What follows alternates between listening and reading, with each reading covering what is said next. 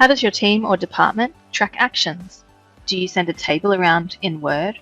Or do you have maybe an Excel template that you can use to track them? While these methods have been around for a long time and can be effective, it's time to think about some brief ways that you could innovate. So let's take a look at a couple of options. Firstly, I've created just a really basic Excel spreadsheet here with some actions from an old project.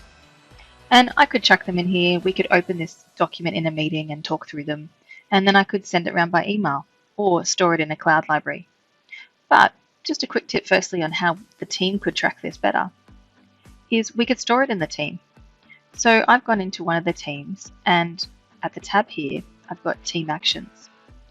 By clicking here, you'll see that I've got that Excel document surfacing in Microsoft Teams. So a quick tip on a way that you could do some basic innovation is the way you store it.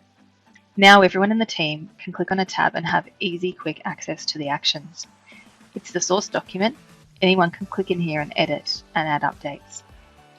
Remember, if you're doing this method, store it in the file library first and then do the plus to add this application as a tab in your team.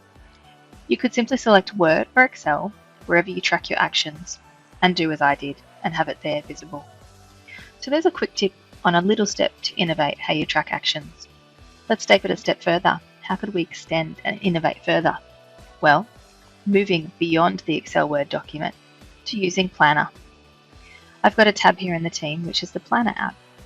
And you can see as it loads and surfaces in the team, we have the buckets or columns and cards for all the actions across our team. So we can say goodbye to Excel and Word for tracking actions and move to this app for a much more innovative way to track actions across the team. So let's have a think about how you track actions, whether it's board meetings, projects, or whatever you do, and how you could innovate and move further within the platform.